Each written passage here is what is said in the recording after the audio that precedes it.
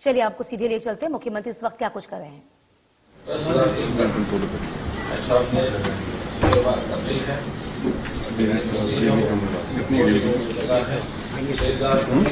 अरे भाई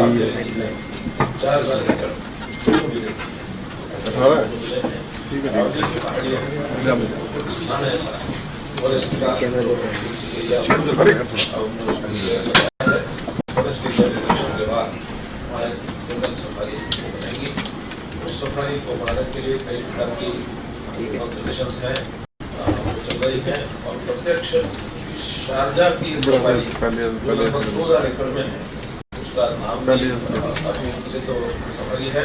अफ्रीका के जंतुओं को ला करके एनिमल्स को ला करके और वो निर्माण किया गया, उसका पिछले 7 साल से उसका निर्माण हो रहा है, लेकिन अच्छी एक प्रेजेंटेशन होती है तो उसको देखेंगे और इंटरनेशनल लेवल के और जो कंसल्टेंट्स हैं उनसे भी कंसल्ट करेंगे ताकि एक अच्छी लेवल सबसे बड़ी सफारी एक प्रकार से ये होगी। अभी तक 10,000 एकड़ की सफारी शायद एशिया में हो गई नहीं है, अफ्रीका में कहीं होगा।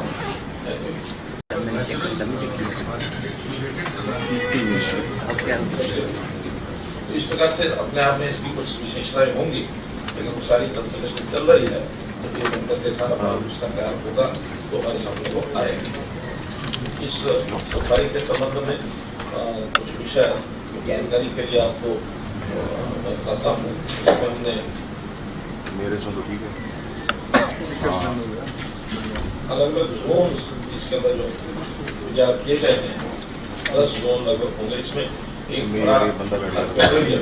रेप्टाइल्स, स्नेक्स आदि का एक एरिया होगा।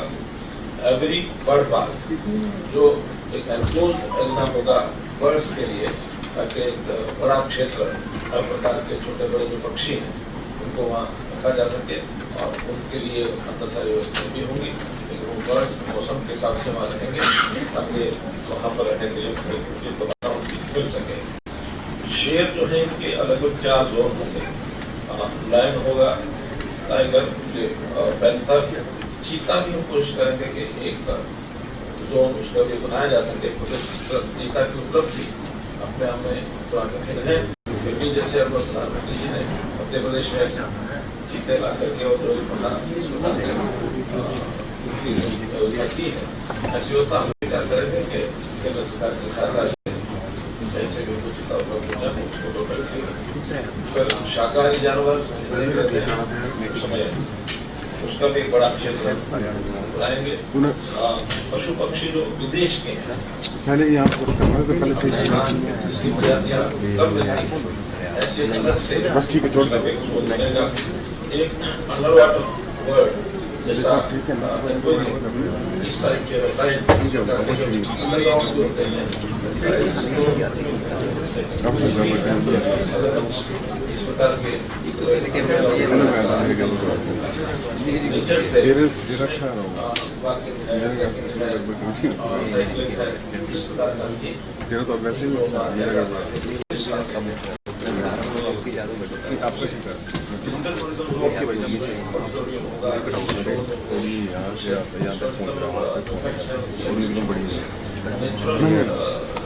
नेचर के अंदर रहने वाली चीजें ऐसी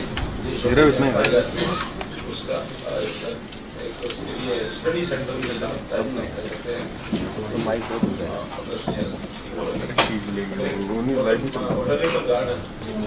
बायोस उसको कहते हैं, उसमें भी ट्रॉपिकल फॉरेस्ट जिससे कह सकते हैं कि पौधे जो है या फ्लावर जो है देश दुनिया के अच्छे प्रकार के विभिन्न प्रकार के उसका भी इस प्रकार से रहेगा। तो ऐसा एक बड़ा जो जंगल सफारी का एक प्रारूप वन में होगी तो उनसे दिल्ली के टिकट होने के कारण से वीकेंड्स पर ठीक है दोनों कैपिटल रीजन के जो आप टच करो ऑटो पे डाला हुआ था विदेशी जो टूरिस्ट हैं उनके लिए आकर्षण का केंद्र बनेगा और आसपास के इलाके की इकोनॉमी की उसमें बढ़ेगी। हमने होम स्टे जो पॉलिसी है इसका जो प्रारंभ किया है उसका लाभ भी वहाँ के इलाके के आसपास के गाँव को मिलेगा। हेलो जो ये सारे हाँ, हाँ। एरिया जो है इसमें गाँव जो आते हैं गैरतपुर बास, सकतपुर, हाँ, लगा। औरंगपुर, बाल गुजर, हाँ हाँ होगी। ऐसे लगभग 8-10 गांव बिल्कुल विसिनिटी में है, ना। उनको भी उसका ये लाभ मिलने वाला है। अरावली फाउंडेशन की एक स्थापना की जाएगी, उस फाउंडेशन के माध्यम से पूरी परियोजना केंद्र सरकार, हरियाणा सरकार या अन्य भी कोई नहीं लिया है। ज्वाइन करना चाहेंगे, ले लूंगा उसको, बोलता हूँ। इस सारे विषय को लेकर के कभी बनाया जाएगा। अच्छा, इसका अध्ययन करने के लिए तो और उसको- इसका जो प्रारंभिक इसको करना चाहिए जो हाँ हाँ रिपोर्ट तैयार करने के लिए केंद्रीय चिड़ियाघर प्राधिकरण उसको भी ठीक। दिल्ली में लगा है, उनसे भी इसकी अध्ययन कराया जाएगा, उससे सहायता ली जाएगी। जमीन पूरी जो है वो Indian forest act section 38, section 80 इसके अंतर्गत वो जमीन जो है ली जाएगी, ताकि गाँव के लोग उस जमीन को और इसकी सफाई के लिए उपयोग कर सकें। तो बहुत बड़ा क्षेत्र है, इस वजह से जो भी और व्यवस्थाएं वो सब करेंगे।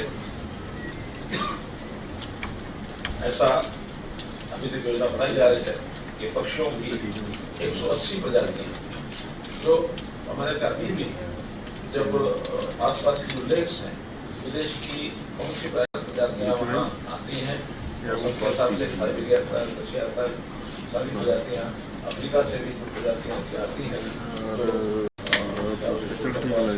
जो आपके पास है पैसे कितने? माइग्रेशन होती है। मैमल्स और जो स्तनधारी वन्य जीव होते हैं हाँ, उनकी तो अच्छा घर बनने कहाँ है? ये स्तन होगी। रेप्टाइल्स और जमीन पर रेंगने वाले पानी में तो आज आना नहीं अपने। 32 प्रजातियां ये चिन्हित की गई हैं, इसमें होंगी। मेरे तितलियों शो है ना, की तो 57 कवर प्रजाति इसमें होगी। तो ये प्रारंभिक जो इसकी स्टडी है ये सब हुई है। आना तो है, इसके तो लिए बुला लो ना। सरकार की ओर से फॉरेस्ट डिपार्टमेंट की ओर से हमको जो कंपनसेटरी इसका जो अमाउंट वो मिलेगा, क्योंकि जैसे पिछले दिनों में आपको जानकारी वो होगी तो ठीक है, वो हम दोनों को जाना ना। बहुत बड़ा एरिया मैं चले जाए, मैं अंडमान पीछे निकोबार फंसा हुआ है। उसको डिफॉरेस्ट करने के लिए केंद्र सरकार ने एक हरियाणा को कहा था कि अगर आपके क्षेत्र में कुछ फॉरेस्ट एरिया बना दें और वो डिफॉरेस्ट एरिया हो जाए तो उसका जो कंपनसेटरी हाँ, तो जाएगी उसको, अगर थोड़ी देर आ जाए तो बुला दो यार। उसी के कारण से एक तरह बड़ा सरकारी का ये मैं अपनी गाड़ी ला लूँ, मैं रुपये ले लेता काम हूँ। होगा। इसको फॉरेस्ट एरिया सरकारी काम के लिए उसका कर हाँ सकते वो कर हैं। तो ठीक है, तो इसी उसी प्रकार को दूसरा दौरा हमारा हुआ है वो अरे यार, 2 अक्टूबर मैंने तो शाम को है, तो यहाँ से वो कर लिया होगा लेट कर। 3 और 4 अक्टूबर हाँ तो वो तो कोई दिक्कत नहीं है, वो ये शाम को और ये रात दौरा को पता था। मुख्य रूप से इन्वेस्टमेंट का था। उस इन्वेस्टमेंट में मुख्य रूप से जो प्रोजेक्ट है ग्लोबल सिटी गुड़गांव में यार तो उसमें बुला तो लोग तो फिर जो जाना पड़ गया तो निर्माण किया जाएगा। जमीन पहले से जिसे बरकरार रखी है और एक आइकॉन जिसको कहना चाहिए सिटी, ये तो बनेगी सिटी विद इन सिटी जिसको कह सकते हैं। गुड़गांव के अंतर्गत ही ये नई सिटी जो एक सिंगल जिसको एक प्लानिंग में सिंगल फेज प्लानिंग में इसका किया गया उसका योजना बनाई गई है। देश में ऐसी और भी बड़ी बड़ी सिटीज बनी है, जिस उदाहरण के लिए गुजरात में गिफ्ट सिटी ये बनी है, साइंस सिटी ये बनी है, बेंगलोर में भी काफी इस तरह की सिटी है। तो यहाँ भी हम ग्लोबल सिटी को एक अंतर्राष्ट्रीय स्तर के लेवल की सिटी बनाए और बड़ा हमारी अपेक्षा है। हमारी अपेक्षा के लगभग 1 लाख करोड़ रुपए का इन्वेस्टमेंट इसमें होगा। इसके लिए विभिन्न लेवल के रोड शो कर लिए हैं, लगभग अब तो समाप्ति पर यह है कि 4 रोड शो इसके हुए हैं, 2 गुजरात में, 1 मुंबई में और 1 दुबई में। 4 रोड शो, चौथा रोड शो इसमें था। और इस दिन जो यात्रा में इस विषय को लेकर ग्लोबल सिटी को लेकर के जो वहाँ पर कंपनियाँ आई, 13 कंपनियाँ उसके अंदर बहुत प्रमुख कंपनियाँ जो हैं वो वहाँ पर आई हैं। के बारे में जानकारी बतानी है तो बता सकता हूँ कि Dubai Investment, Sobha Realty, annual properties, Nakheel, DP World, एलेंटर प्रॉपर्टीज, गल्फ इस्लामिक इन्वेस्टमेंट, राबरी, Al Marjan Island, Al Hamra, डलंट्स प्रॉपर्टी, दामाद, EMI, एस। तो ऐसी 13 प्रमुख कंपनियां हैं जो डेवलपमेंट के नाते से और वर्ल्ड वाइड ये काम करती हैं, लेकिन ज़्यादा इनके काम दुबई में है। दुबई अपने आप में जो रियल एस्टेट का काम है, हम ऐसे जो लोग गए होंगे उनको मालूम होगा कि बहुत हाई क्लास हाई लेवल की बिल्डिंग्स वहाँ हैं। और बाहर खास करके बहुत बड़ा डेवलपर वहाँ है, उसने हमारे की जैसे हमारे गुलाब में अलग कह सकते हैं, इस प्रकार का और हमारा दोस्त है, हमारे को गाँव में भी काम कर रहा है, देश की दुनिया के और भी कोनों में काम कर रहे हैं। ये सब लोग आए थे, सबने बहुत उत्साह अपना वो दिखाया है। उसके नाते से ये जो हमारा एक उसके बाद नेक्स्ट डे इन्वेस्टर जो डिफरेंट कंपनीज थी वो जो है उसका भी एक मीटिंग की थी। उसमें भी अलग अलग प्रकार के जो इन्वेस्टमेंट करने वाले लोग थे वो उसके अंदर आए थे और उसमें भी बहुत उत्साह दिखाया लोगों ने।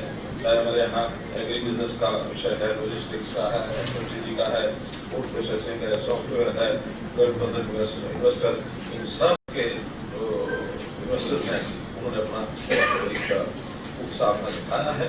एक बड़ा ग्रुप है जो वहाँ की गवर्नमेंट का है, Abu Dhabi investment authority ADIA, इन्होंने भी और हरियाणा में मल्टी मॉडल लॉजिस्टिक जो हमारा नागल चौधरी है और ग्लोबल सिटी में भी ऐसा अपना एक रुचि दिखाई है। इंटीग्रेटेड एविएशन हब और integrated manufacturing cluster Hisar airport, इसका भी उत्साह दिखाया कि वहाँ हिसार में भी जाकर के इन्वेस्टमेंट करने की बात करते हैं।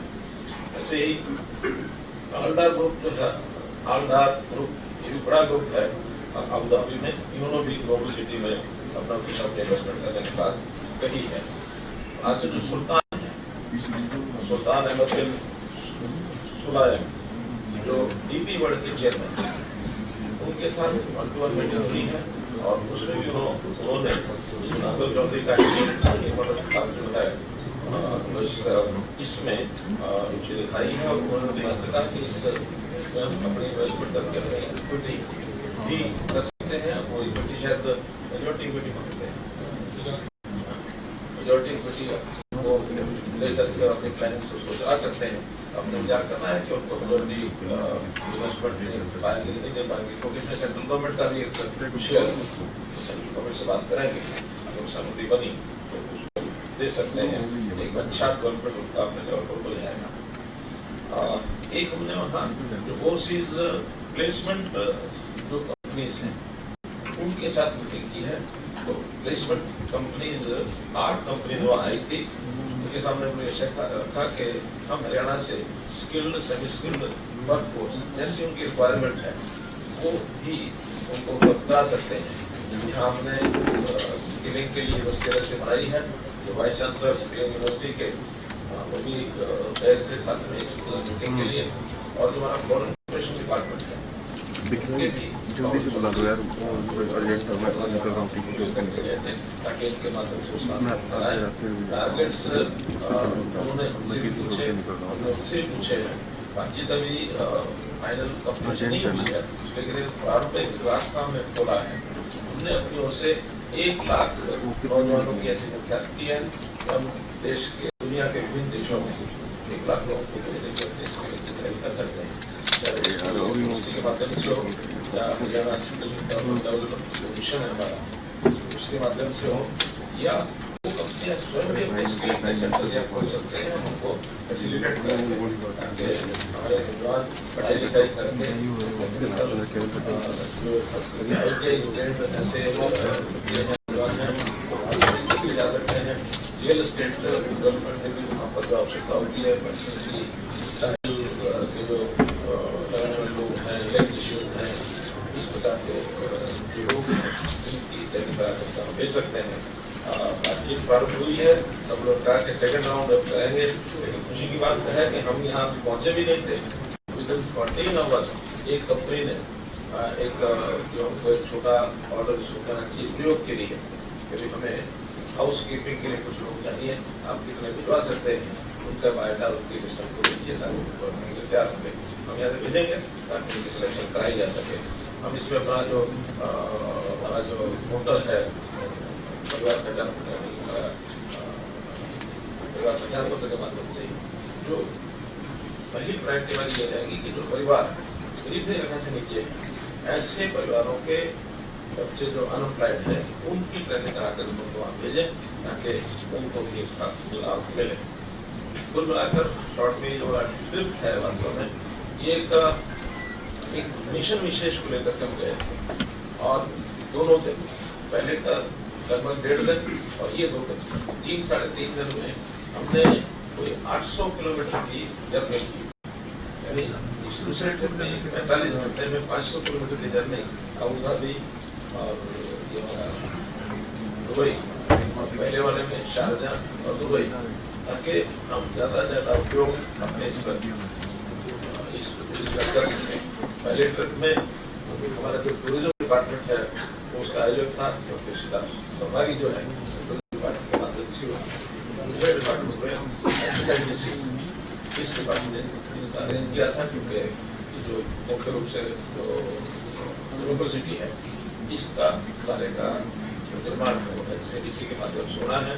तो इस के नाते से टारगेट हमें ये रखा है कि जो पहले फेज की 1000 एकड़ में से जो लगभग 250 एकड़ का पहले फेज की ऑक्शन ग्लोबल सिटी की हम नवंबर एंड तक कर देंगे ताकि इस काम को एक मूर्त रूप दे सकें और ये आगे बढ़ सकें।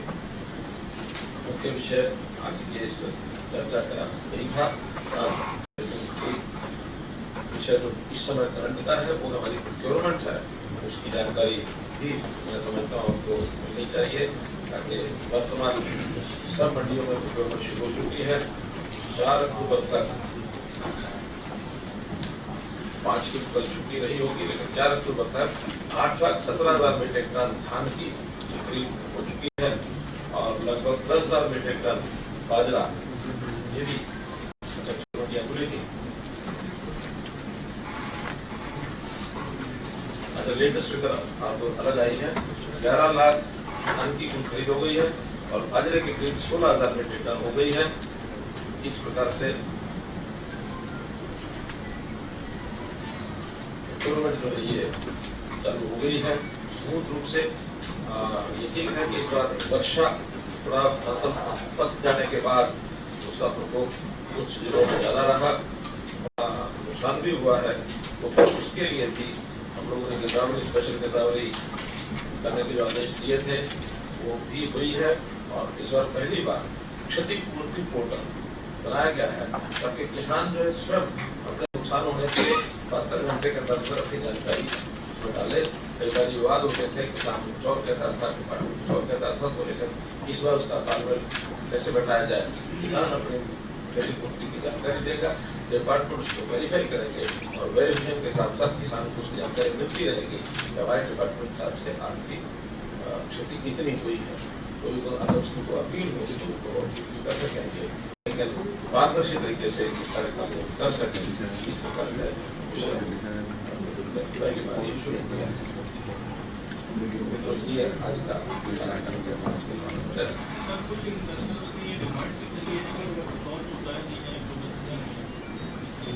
ऐसी डिमांड्स की बहुत बड़ी आवश्यकता उन्होंने महसूस भी नहीं कराई, कोई डिमांड नहीं की।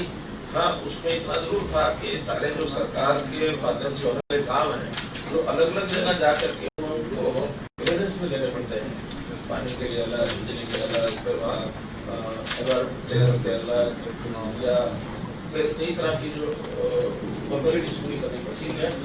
उसके लिए हमने कहा कि ग्लोबल सिटी के लिए सिंगल विंडो सिस्टम रहेगा, हर चीज CDC का। जहाँ तक एनवायरमेंट क्लियरेंस का विषय, एनवायरमेंट क्लियरेंस को लेकर इसलिए आपको वो कठिनाइयों को नहीं आएगी। 3 साल के अंदर उनको अपने निर्माण की जो वृत्ति है वो दिखानी होगी और 3 फेज में से हम कर रहे हैं। कुछ लोगों की तैयारी तुरंत थी, कुछ लोगों ने ये भी कहा कि हमको अध्ययन करने के लिए समय थोड़ा चाहिए, तो इसीलिए फर्स्ट फेज जो 250 एकड़ का करेंगे उसके लिए उनको तैयारी करनी है, वो 4-6 महीने अपनी तैयारी करेंगे। 25 उन्होंने प्रोजेक्ट के लिए हमारा करना पड़ता है, तो उनको सेकंड फेज में अवसर मिलेगा।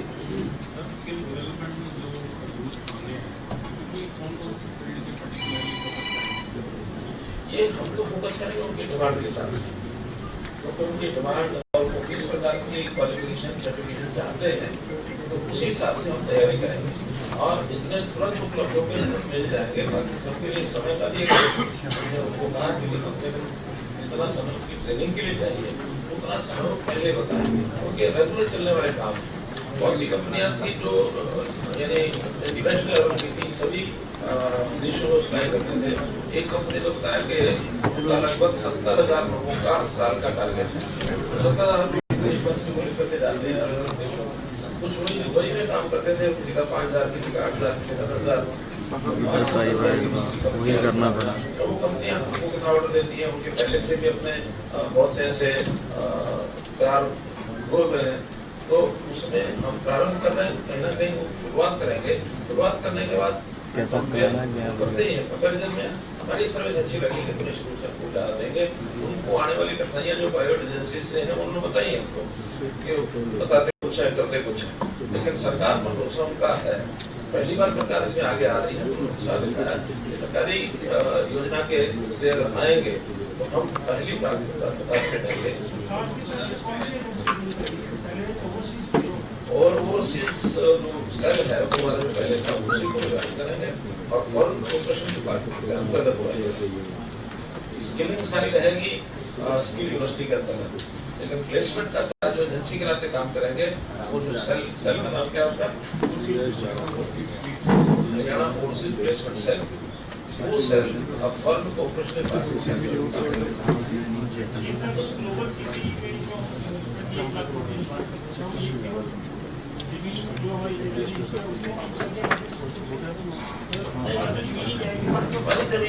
इन्वेस्टमेंट को जो करेगी उस इन्वेस्टमेंट को इन्वेस्टमेंट का भी लाभ सब टोटल इन्वेस्टमेंट वो बनाएंगे। बनाने के बाद वो 1 लाख करोड़ रुपए की इन्वेस्टमेंट। जमीन का तो 1,000 एकड़ है तो उसका 1 लाख करोड़ रुपया तो जमीन का नहीं होगा। वो करेंगे इन्वेस्टमेंट किया ना। आज कोई इंडस्ट्री आके लगाता है तो इन्वेस्टमेंट करना इंडस्ट्री सरकार कुछ नहीं करती, लेकिन वो पैसा यहाँ पे लगाता तो उसके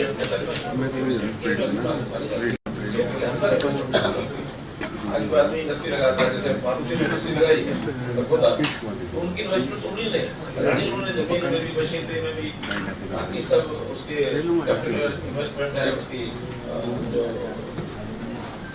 क्या उसको बोलते हैं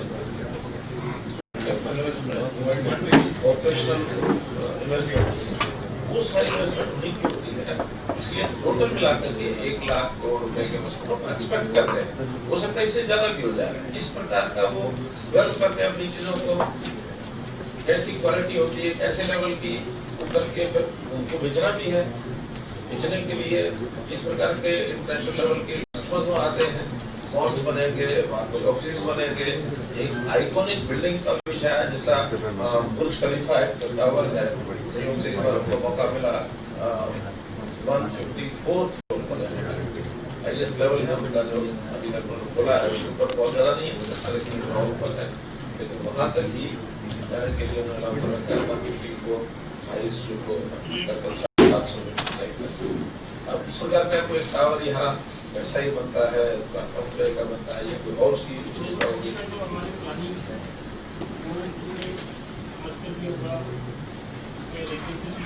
मिक्स लैंड यूज करके हम देख लें 100 एकड़ बड़े से प्लॉट, छोटे से छोटा 5 एकड़ की डिमांड आई है तो 5 एकड़ 20-25 एकड़ 50 एकड़ 100 एकड़ हर प्रकार की प्लॉटिंग करेंगे।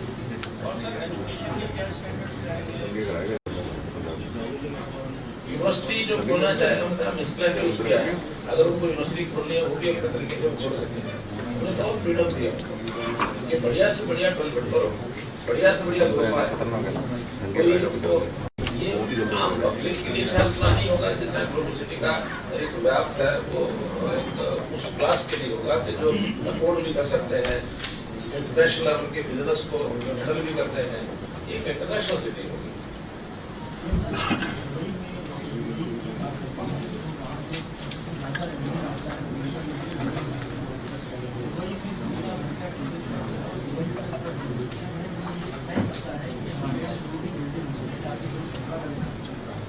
वर्ल्ड में कहीं और ऐसी टेक्निक या वैसा कुछ नहीं होगा, ऐसा कुछ होगा नहीं। 2000 के अंदर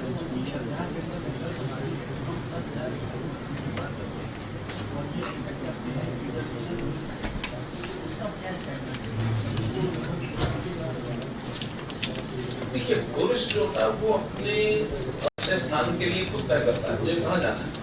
आज हम वैसे भी टूरिज्म के लिए टूरिज्म के नाते से टूरिज्म बन के जाता है तो उसको देश में कहाँ जाना है, दुनिया में कहाँ जाना है, उसको धार्मिक टूरिज्म में जाना है कि उसको एंटरटेनमेंट के लिए जाना है कि उसको मानो फॉरेस्ट में जाना है, उसको कहाँ जाना है, ये उसका अपना होता है।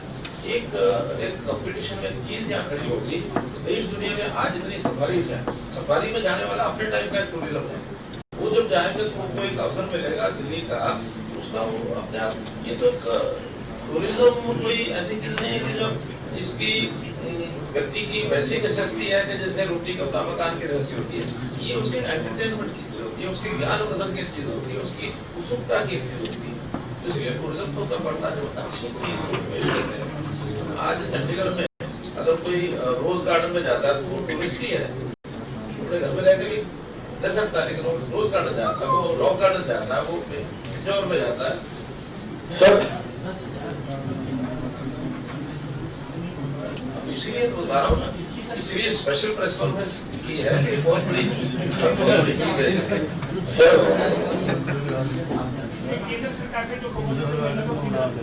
अभी वो सारी चीजें वर्कआउट कर रहे हैं, लेकिन सर आपने कहा कि एक ऑर्डर मिला है 14 आवर्स में सेमी स्किल्ड और स्किल्ड एक हाउस कीपिंग मांगा है, तो बिलो पॉवर्टी लाइन सरकार का फोकस है कि उनको फर्स्ट प्रेफरेंस दिया जाए। पासपोर्ट एक सबसे बड़ा चैलेंज होगा। पासपोर्ट हम बनवा देंगे।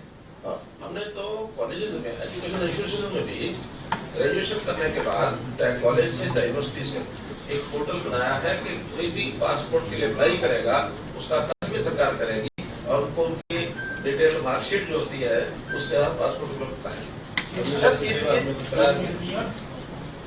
सीएम साहब, इस सिटी को सिर्फ HSIDC ही डेवलप करेगी या इसका किसी विदेशी कंपनी की भी कोई सहायता ली जा रही है? HSIDC उस पूरे सिटी की डेवलपर है। डेवलपर माने जहाँ जो फैसिलिटेशन है वो HSIDC करेगी, रोड्स है, सीवरेज है, पानी है, बिजली है। बाकी तो जो प्लॉट लेने वाला जो भी डेवलपर है उस प्लॉट की डेवलपमेंट उसने करनी है। हमने तो उसको एक FAR यूनिवर्सल FAR जो है ग्लोबल FAR जिसको कहते हैं वो 3 दिया है। 3 FAR का मतलब है कि अगर वो खाली जगह भी रखेगा उसका भी FAR अपनी बिल्डिंग में यूज करेगा।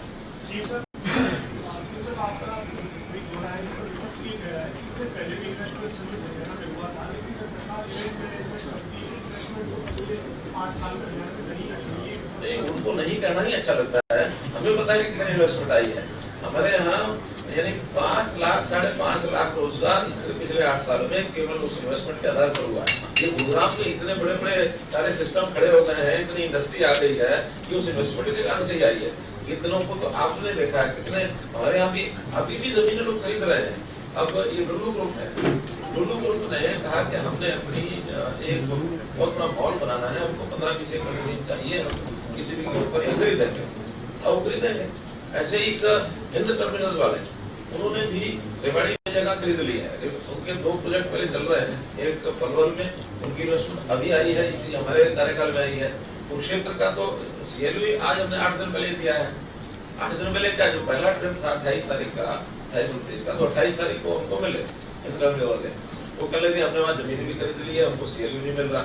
हमने बात की यहाँ के CLU क्यों नहीं दिया भाई, तो कल का जो रास्ता है वो थोड़ा सा छोटा पड़ता है, हमारी पॉलिसी रास्ते में बड़ी है। मैंने कहा अगर छोटा है तो इन्होंने काम चलाना अपना छोटे से भी चला लेंगे, आप इनको इनकी जो छूट देते हुए और इनको रास्ता दे सकते हैं, दे सकते हैं कि आप करें दे सकते हैं। मैंने उनको 3 दिन का वायदा किया, 3 दिन में आपको CLU मिल जाएगा। मैं वहाँ से वापस आया, आने से पहले ही हमारे यहाँ के अधिकारियों ने उनको CLU भेज दिया। इस बार स्पेशली थैंक करने के लिए आया कि आपने 3 दिन कहा था, 24 घंटे के अंदर CLU मिल गया। इसमें तो सिर्फ 9 से बदलाव करना पड़ेगा और लोग मांगे ना। उसके बाद 2 कंपनियां और जो इसी कारण से रुकी हुई थी कि हमारे यहाँ प्लॉट का रास्ता कम है, उन्होंने अप्लाई कर दिया CLU के लिए। भाई इंडस्ट्री आती है, अब अगर थोड़ा रास्ता कहीं अगर 32 फुट हमने मांगा, वो कहते हैं हमारे पास 26 फीट है, 32 फुट नहीं है।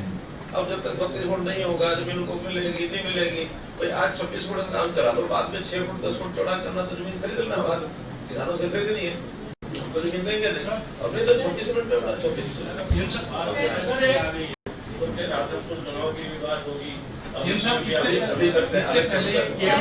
इससे पहले KMP के आजू बाजू में 5 शहर बनवाने की बात होगी, तो उसका काम कहाँ तक पहुँचा है? क्योंकि लगातार पिछली सरकार के दौरान नहीं, वो बड़े लंबे प्रोजेक्ट्स हैं और उसके लिए भी जमीन की भी आवश्यकता है। हमने 3 पॉलिसीज उसकी वो तो बन गई है, एक पॉलिसी और बनानी है। ये बात आपको पहले भी कई बार कह चुका हूँ कि हम जमीन एक्वायर नहीं करेंगे। एक्विजिशन का खेल ये कांग्रेस सरकार ने शुरू किया था और बहुत गलत तरीके से फंसा के गए। हमको स्टेट को फंसाया। हमारे कार्यकाल में ही कितनी बड़ी अनाउंसमेंट कोर्ट्स ने दी, तो हमने फिर उसमें धारा कैसी बनाई कि अगर अनवायबल होगी तो उन्हें वापस कर देंगे। उसके बाद कोर्ट भी टिक गए कि अब यहाँ इन्वेस्टमेंट देने का फायदा नहीं है, इसलिए हमने 1-2 महीने वापस भी किए। तब लोगों का भी प्रेशर कम हुआ कि कोर्ट के माध्यम से अनाउंसमेंट, आखिर अनाउंसमेंट का पैसा आएगा कहाँ से? पब्लिक से आएगा, कंज्यूमर है उससे आएगा, वो रुका। अब हमने पॉलिसी बनाई है ई भूमि की पॉलिसी। ई भूमि पोर्टल पर हम डिमांड डालते हैं, सामने वाले जिनकी जमीन होती है वो अपना ऑफर डालते हैं और उसमें हजारों करोड़ के लगभग, हजारों एकड़ के लगभग हमने जमीनें खरीदी है मेरे पास। ऐसा कि नहीं खरीदी और कोई झमेला झगड़ा नहीं होता। इसके बाद हमने पूरी पॉलिसी जिसको फाइनल कर दिया कि प्रोजेक्ट में इतनी जो जमीन का शेयर वो पूरी पॉलिसी में आपको दे देंगे, जमीन आपसे लेंगे, हम करेंगे, कोई उसके अंदर झगड़ा नहीं होता। तीसरी पॉलिसी और लाएंगे वो है पार्टनरशिप पॉलिसी। हम इस प्रोजेक्ट में आपको पार्टनर बनाएंगे, जो प्रॉफिट होगा वो प्रॉफिट जो शेयरिंग बेसिस इन्वेस्टमेंट का इक्विटी का होगा उस नाते शेयरिंग किसान को भी देंगे। तीनों में से किसी पॉलिसी में आएंगे। तो ऐसी पॉलिसी लागू अब बनी है, हम उसको ऑफर करेंगे और उसके लिए एक एरिया जमीन मिलती जाएगी, उसको चालू करेंगे। लेकिन ये मान के चलो कि ये जो ये हमारी ग्लोबल सिटी है ये उसी प्रकार का बड़ी सिटी का एक प्रारूप है। एक सिटी के लिए हम काम कर रहे हैं तो वो भी हो जाएगा, इस बार बाकी सिटीज को भी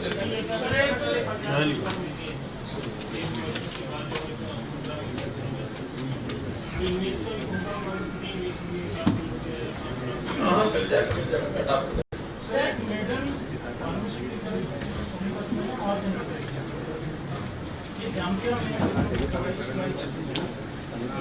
मेरा पहले पकड़ा है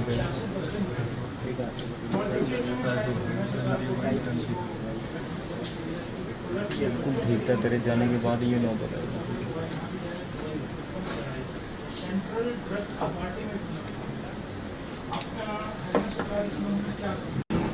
ये विषय हरियाणा सरकार का इतना नहीं है क्योंकि इंटरनेशनल कोई बात होती है तो भारत सरकार डील करती है उसको, इसलिए जो भी कुछ डील करेंगे वो डील करेंगे। हमें तो इस बात का कोई भी जानकारी नहीं है कि वास्तव में दुर्घटना इस प्रकार की किसी दवाई के कारण से हुई, किसी और कारण से हुई, या आजकल भारत सरकार के पीछे भी, भारत देश के पीछे बहुत लोग पड़े हुए हैं बदनाम करने के लिए कुछ किला ठोक दिया हो।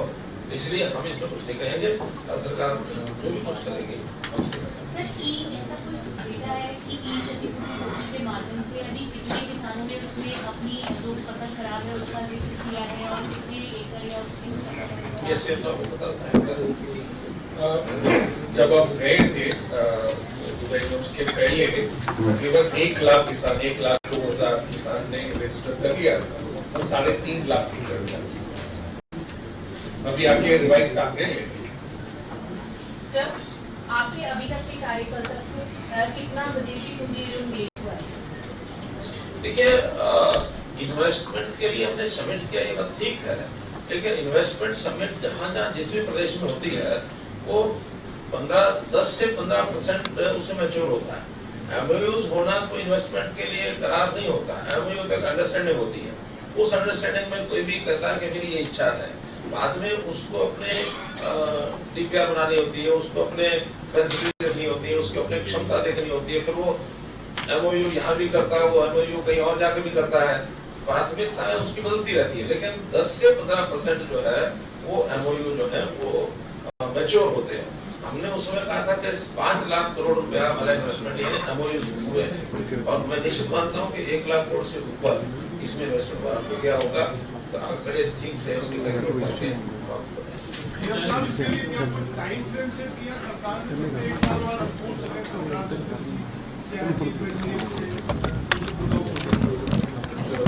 ऊपर के अंदर इसलिए ऑप्शन हो जाएगा, उसका 1/4 एरिया ऑप्शन के बाद और बनाएंगे।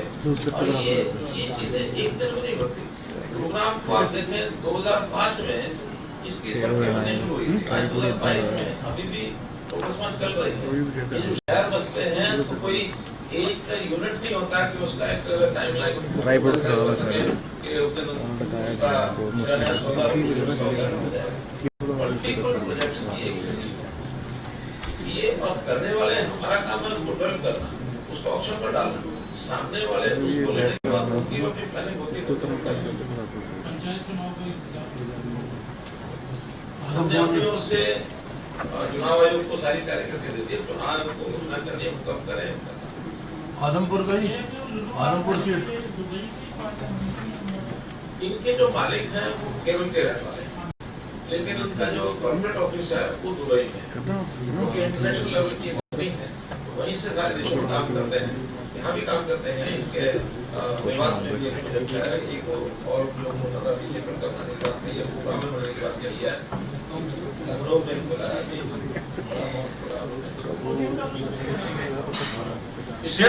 सारे देश में काम करते हैं, दुनिया में काम करते हैं। सीएम साहब, पीपीपी की वजह से काफी पेंशन कट गई थी, अभी क्या मामले पेंडिंग है या अब दुरुस्त हो गया? देखिए, पीपीपी के मामले कट गए ऐसा एक शब्द कहना ठीक नहीं है। पहली बात तो ये है कि पिछले साल लगभग 2 लाख लोगों की डेथ के कारण से कटी है। अब आंकड़ा 2 कटने में आता है, डेथ के कारण से उसकी डिस्कंटिन्यू हो गई है, नहीं होगी।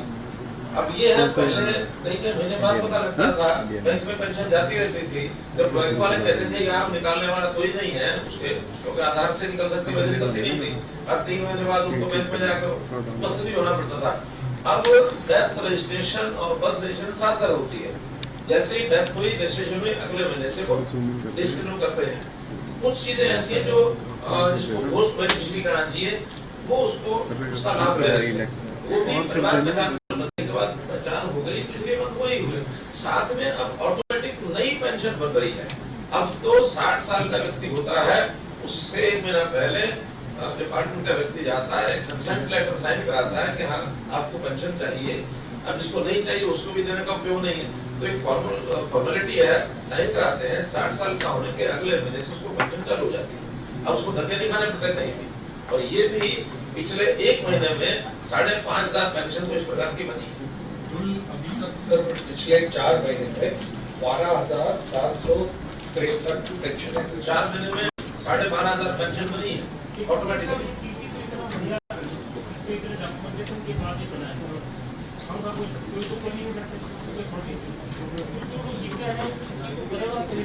देखिए, थोड़ा गड़बड़ हुई होगा। ऐसा है कि कुछ लोग थे जो पीपीपी में नहीं थे लेकिन पेंशन प्राप्त कर रहे हैं, तो उन लोगों की चेकिंग कराने के लिए हमने सक्षम युवा को लगवाया। उसमें कुछ जिलों में ये सक्षम युवाओं ने गलत तस्दीक करा, जिसके कारण ये प्रॉब्लम आ रही। उसके बाद हमने सक्षम युवा के माध्यम से इसकी चेकिंग की प्रक्रिया बंद करा दी, और हमें यही देखना था कि जो पीपीपी में उनका तो डेटा आ गया हमारे पास, लेकिन जो पीपीपी में नहीं है और पेंशन प्राप्त कर रहे हैं, तो उनको तो हमने देखना था कि हाँ ये एग्जिस्ट करते हैं नहीं करते। ऐसा तो नहीं है कि घोष। तो उस चेकिंग के टाइम में कुछ का भरे हुए सक्षम युवा ने रिपोर्ट कर दिया, वो प्रक्रिया ठीक कर दी, आगे व्यवस्थित। पीपीपी में जो डाटा बुढ़ापा पेंशन लेने वालों की है वो तकरीबन 80,000 की है, बट मोस्टली इसमें डेड है। इसमें ये देखिए बहुत थोड़े लोग हैं जो अलाइव हैं, मोस्टली डेड।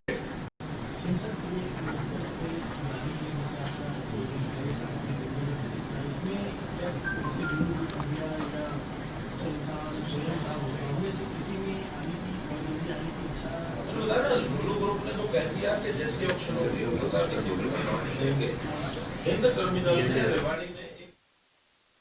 दुबई में 13 कंपनियों से निवेश को लेकर चर्चा, सीएम की तरफ से जानकारी दी गई। ADIA ने हरियाणा में निवेश की इच्छा जताई है। निवेश को लेकर दुबई का दौरा किया, मुख्यमंत्री की तरफ से जानकारी दी गई है। गुरुग्राम में ग्लोबल सिटी को लेकर योजना बनाई है, सीएम की तरफ से जानकारी दी गई है। तो ये बड़ी बातें हैं जो मुख्यमंत्री ने आज प्रेस कॉन्फ्रेंस कर दी गई हैं। दरअसल आपको बता दें कि मुख्यमंत्री दुबई के दौरे पर थे, जहां पर उनकी तरफ से कहा गया कि दुबई में 13 कंपनियों से निवेश को लेकर चर्चा की गई है। ये सीएम ने जानकारी दी है। साथ ही आगे सीएम की तरफ से कहा गया कि प्रदेश की मंडियों में धान की खरीद जारी है। इस बार क्षतिपूर्ति के लिए पोर्टल खोला गया है। 8,17,000 मीट्रिक टन अब तक हुई है। अब तक 16,000 मीट्रिक टन बाजरा खरीदा गया है। ये सीएम ने कहा कि बारिश से खराब फसलों की स्पेशल गिरदावरी करवाई जाएगी।